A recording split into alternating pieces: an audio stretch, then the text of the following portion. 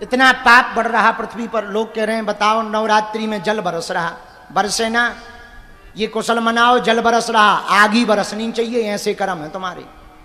हाँ हाँ, आग ही बरसनी चाहिए, ऐसे कर्म है मनुष्यों के।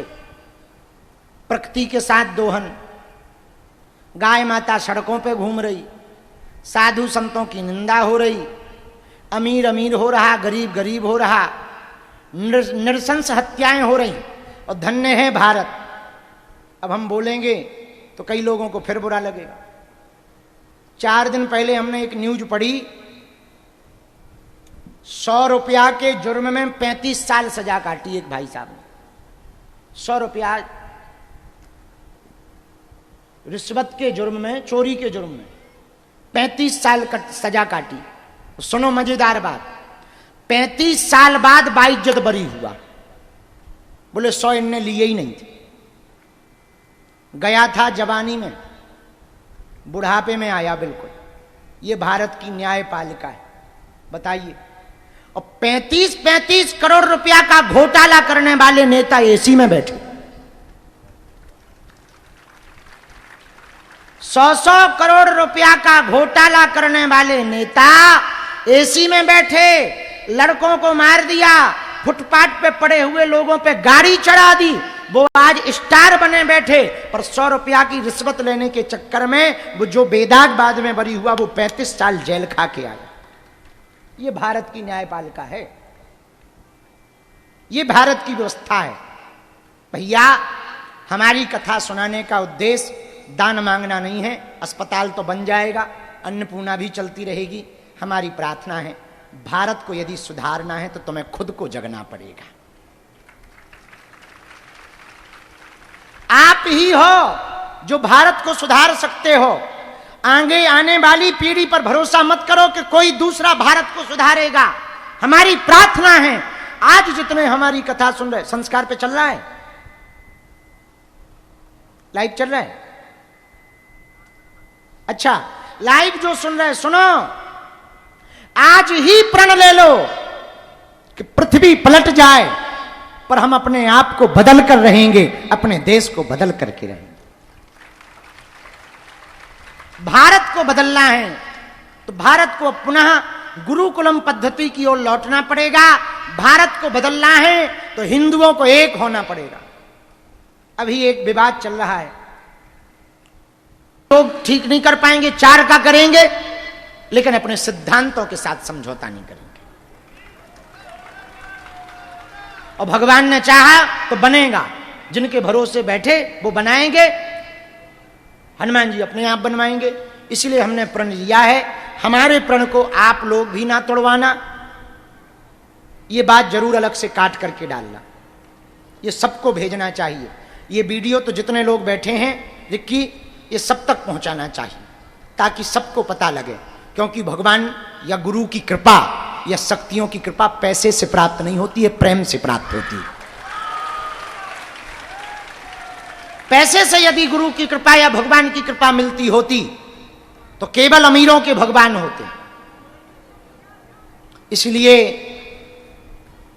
धाम की नई नियमावली जो है उसका पालन सबको करना है। नई नियमावली पता है?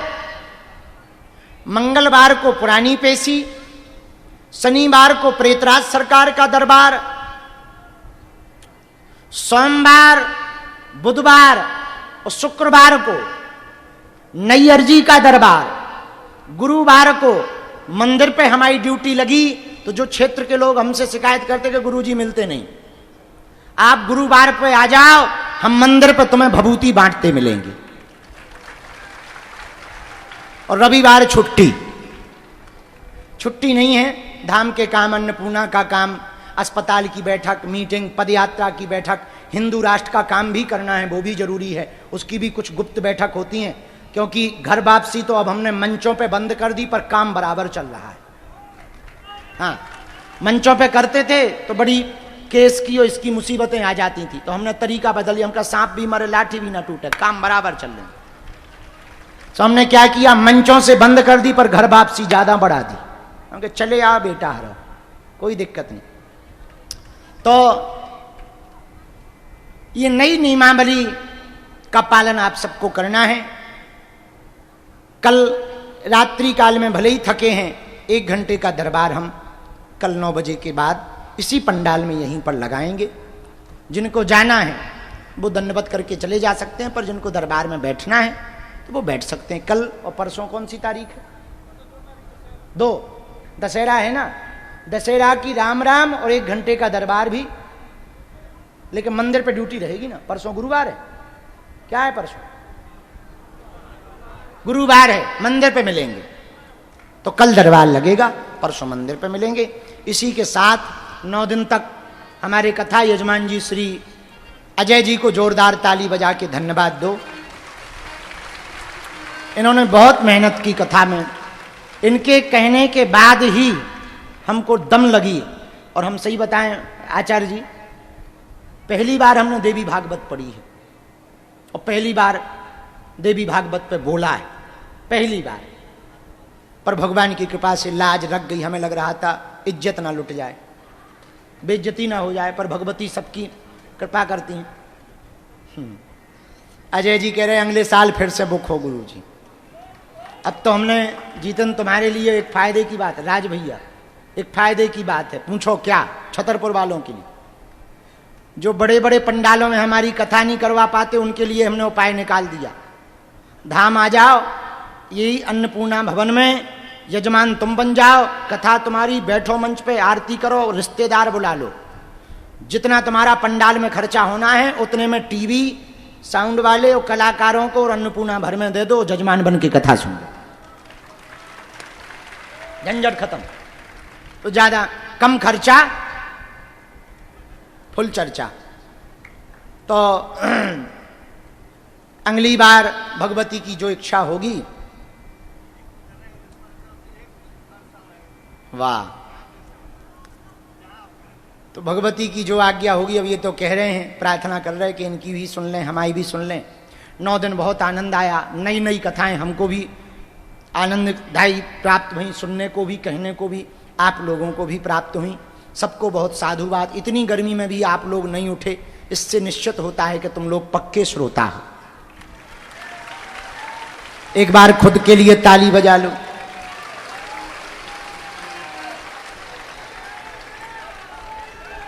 गर्मी के मौसम और पानी के मौसम को देखते हुए फिर से घोषणा है कि इस साल रावण जल करके नहीं, डूब के मरेगा,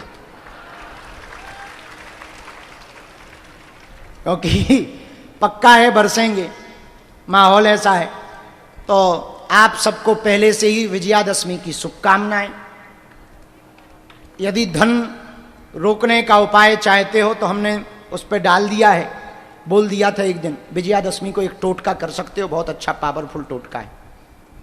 यूट्यूब पे डला है बागे सुधाम चैनल पे, दशहरा का टोटका, वो आप करके देखो। समी पेड़ का टोटका देखो, अभूतपूर्व। 7 अंगुल की लकड़ी घर लेके भर आना है, आया हुआ रुपया ऐसे रुकेगा जैसे चैन से, जंजीर से किसी को बांध देते हैं तो वो चिक्कस नहीं खाता, वैसे ही है।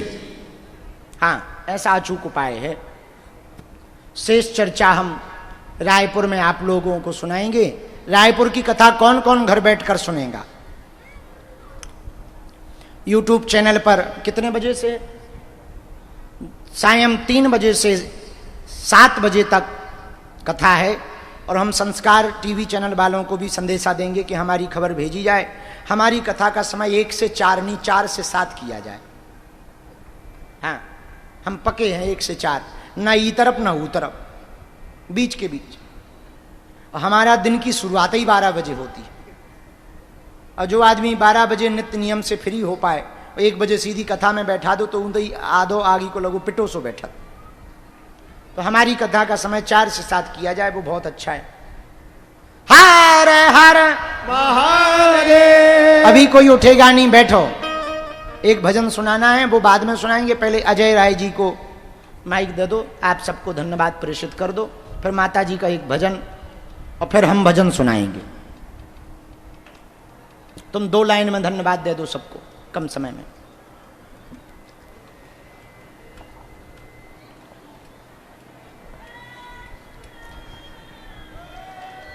माँ भगवती आदिशक्ति जगत जननी जगदम्बा के चरणों में साष्टांग दंडोत प्रणाम करते हुए बागेश्वर बालाजी श्री हनुमान जी महाराज के तो नहीं गए चरणों में साष्टांग दंडोत प्रणाम करते हुए श्री सदगुरु सन्यासी बाबा के चरणों में साष्टांग प्रणाम करते हुए अपने गुरुदेव भगवान के चरणों में साष्टांग प्रणाम करते हुए